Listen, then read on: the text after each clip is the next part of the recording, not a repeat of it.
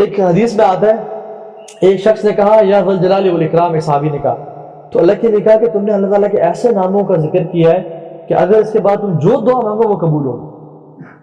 اور ایسے وہ ان صحابی کے نہیں تھے، یہ ہم سب کے لیے کہ جو شخص یا ذل جلال والاکرام اس کے بعد جو دعا مانگے وہ قبول ہوگی، ایکسیپٹ ان دعاؤں کے جو کہ حرام دعائیں ہیں، جیسے کسی کے لیے برا چاہنا یا کسی قطع تعلق کی لیے دعا کرنا یا کوئی سی بری دعا کرنا، ایکسیپٹ ان دعاؤں کو. ٹھیک ہے. اسی طرح سے ایک صحابی نے کہا کہ لا الہ الا انت سبحانک انی کنت من الظالمین، تو اللہ نے کہا کہ تم اس کے بعد بھی جو دعا کرو گے وہ قبول ہوگی. کیونکہ یہ اتنی امیزنگ اسٹیٹمنٹ ہے، بلکہ حدیث میں بھی آتا ہے کہ جو شخص میرے بھائی یونس کی دعا مانگے گا اور اس کے بعد جو دعا کرے گا وہ دعا لازمی قبول ہوگی. اور وہ کیا ہے؟ لا الہ الا انت سبحانک انی کنت من الظالمین. پہلے تو نے بیان کیا کہ لا الہ الا انت، یا اللہ آپ کے علاوہ کوئی معبود نہیں ہے، صرف آپ ہی اللہ ہیں. سبحانک and you are perfect. انی کنت من الظالمین and I am the most imperfect. I am the one who is faulty. اور میں ہی گناہگار ہوں. تو اللہ آپ کے علاوہ کوئی بات کے لائق نہیں ہے، آپ پاک ہیں اور میں گناہگار ہوں. جو شخص یہ کہے گا نا اس کی دعا لازمی قبول ہوگی. اس طرح سے کچھ دعائیں اللہ کی نے سکھائی ہمیں. جو شخص وہ کلمات پڑھ کے، اللہ کی حمد ہے وہ پڑھ کے دعا کرے گا وہ لازمی قبول ہوگی. ایک حدیث میں آتا ہے جو شخص پڑھے گا نا اللہم انی اسألک بانی اشہد انک انت اللہ لا الہ الا انت الاحد الصمد الذی لم یلد ولم یولد ولم یکن لہ کفوا احد، جو شخص یہ کلمات پڑھ کے دعا مانگے گا اس کی دعا کبھی رد نہیں کی جائے گی اور یہ آپ کو کتاب میں مل جائے گی.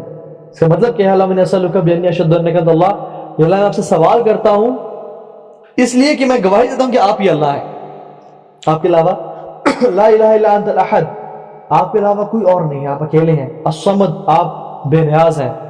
لم یلد ولم یولد ولم یکن لہ کفوا احد، اس کا مطلب آپ کو آتا ہے. تو یہ چیز ایک اور دعا اللہم انی اسألک بان لک الحمد، کیونکہ سب تعریفیں آپ کے لیے ہیں. لا الہ الا انت المنان بدیع السماوات والارض یا ذا الجلال والاکرام یا حی یا قیوم. یہ جو پڑھے گا اس کی بھی دعا لازمی قبول ہوتی ہے. ٹھیک ہے. اسی طرح سے اپنے نیک اعمال کا وسیلہ دینا. وہ جو آپ کو صحیح حدیث واقعہ پتہ ہے نا، آپ میں سے اکثر کو پتا ہوگا کہ جو 3 شخص پھنس گئے تھے غار میں، طوفان آیا، پتھر گرا، پھنس گئے. اب تینوں نے کیا کیا؟ اپنے جو نیک اعمال کیے تھے اور کہا کہ یا اللہ اگر تو جانتا ہے کہ یہ خالصتاً تیرے لیے تھے تو اس پتھر کو ہٹا دے اور ہماری دعا قبول کر. تو پتھر ہلا، پھر دوسرے نے دعا کی، پتھر ہلا، اور تیسرے نے کی کہ تو راستہ بن گیا کہ وہ لوگ نکل گئے. اچھا، وسیلے کا کانسیپٹ بڑا امپورٹنٹ ہے. ہماری جو امت اکثر گمراہ ہوئی ہے نا وہ اس وسیلے کے پوائنٹ سے ہوئی ہے کہ وسیلہ جی وسیلہ مانگو. وسیلہ پتہ نہیں بزرگ کا بھی وسیلہ لے رہے ہیں، رسول صلی اللہ علیہ وسلم کا وسیلہ مانگ رہے ہیں اور کیا کیا. دیکھیے وسیلہ 3 چیز کا مانگنا چاہیے جو کہ ہمیں قرآن و حدیث سے ملتا ہے. ایک اللہ کے ناموں کا وسیلہ، وَلِلَّهِ الْأَسْمَاءُ الْحُسْنَى فَادْعُوهُ بِهَا، اللہ کے ناموں کا وسیلہ، یا حی یا قیوم یا رحمان یا رحیم کہہ کے دعا مانگنا، دعا قبول ہوتی ہے. دوسرا اپنے نیک اعمال کا وسیلہ کہ اللہ کے میں نے وہ والا کام صرف آپ کی رضا کے لیے کیا تھا تو میری دعا قبول کر لیں. اور تیسرا کوئی بھی نیک شخص جو زندہ ہے اس سے دعا کروا لیں. مطلب آپ کسی شیخ سے ملے ہیں جن کے بارے میں آپ کا گمان ہے کہ انشاءاللہ بہت نیک ہیں، بظاہر اللہ تعالیٰ غیب کے حال جانتے ہیں، تو شیخ میرے لیے دعا کریں، تو یہ ہم کر سکتے ہیں. لیکن یہ کہ فلاں پیر صاحب کے وسیلے یا اللہ مجھے بخش دیں، یا ایون آپ صلی اللہ علیہ وسلم کا وسیلہ دینا بھی جائز نہیں ہے، کیونکہ صحابہ نے کبھی نہیں کیا. صحابہ اللہ کے نبی کے بعد they were the most knowledgeable of people. صحابہ نے کبھی نہیں کہا کہ یا اللہ محمد صلی اللہ علیہ وسلم وسیلے سے میری یہ دعا قبول کر لے، کبھی بھی نہیں کہا. حالانکہ اللہ کے نبی ان کے مطلب مسجد میں قبر ان کی مبارک سامنے تھی، مسجد نبی کے ساتھ، کبھی نہیں کہا. بلکہ کیا کرتے، عمر بن خطاب اپنے دور میں نا اللہ کے نبی کے چچا حضرت عباس کو لے آتے اور دعا کرتے یا اللہ جب اللہ کے نبی زندہ تھے ہمارے ساتھ تھے تب تو ہم ان سے دعا منگواتے تھے بارش کی اور آپ قبول کر رہے تھے. اب وہ اس دنیا سے چلے گئے تو ہم ان کے چچا کو لے آئے، یا اللہ ان کی دعا قبول کر لیں. لیکن یہ کبھی نہیں کہا یا اللہ آپ سے کے وسیلے یہ دعا قبول کر لیں. یہ ایسی چیز ہے جو کہ نئی ہے دین میں، جو کہ صحابہ نے کبھی نہیں کی. And this shouldn't be done, کیونکہ جو چیز اللہ کے نبی نے خود نہیں کی اور صحابہ نے نہیں کی وہ دین کا حصہ نہیں ہے. ٹھیک ہے، تو یہ ایسا نہیں کرنا چاہیے. اسی طرح سے آخر میں درود پڑھنا، دعا کے آخر میں درود پڑھنا. ایک صحابی دعا مانگ رہے تھے تو اللہ نے کہا مجھ پہ درود پڑھا کرو. تو انہوں نے کہا یا رسول اللہ ٹھیک ہے میں 1/3 آپ پہ درود پڑھوں گا اور 2/3 اپنی دعا مانگوں گا.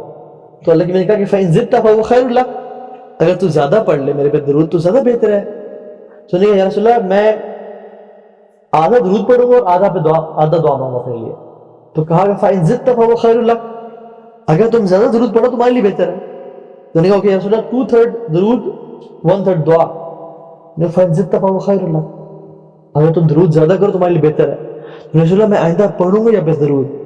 تو اللہ نے کیا کہا کہ تمہارے سارے پریشانی بھی دور ہو جائیں گے اور تیرے سارے گناہ معاف ہو جائیں گے.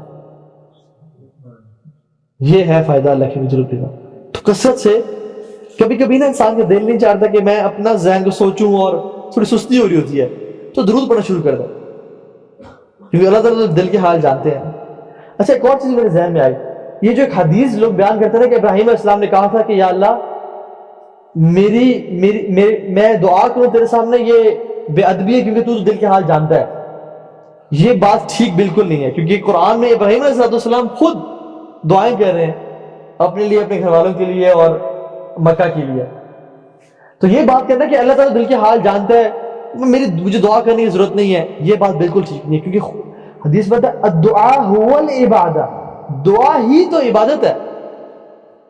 اگر میرے فار ایگزامپل 5 بچے ہیں, 5 ہے نہیں جیسے کہہ رہا ہوں, اگر 5 بچے ہیں تو میں کہتا ہوں کہ میں آپ سب سے محبت کرتا ہوں اور عبداللہ ہی سے بہت محبت کرتا ہوں.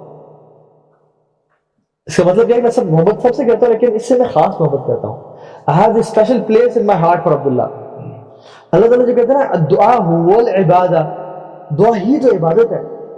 اس کا مطلب ہے کہ ہاں ساری عبادات ویسے عبادت ہیں لیکن دعا جو ہے نا یہ بہت امیزنگ عبادت ہے, یہ کرکس ہے تمام عبادات کا. تو یہ بہت امپورٹنٹ چیز ہے.